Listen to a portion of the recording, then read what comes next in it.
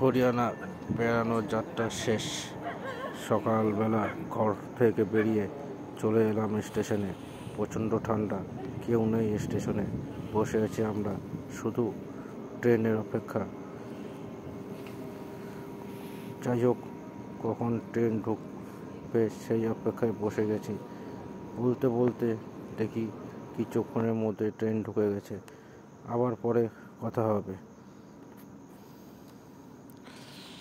এটা হচ্ছে না।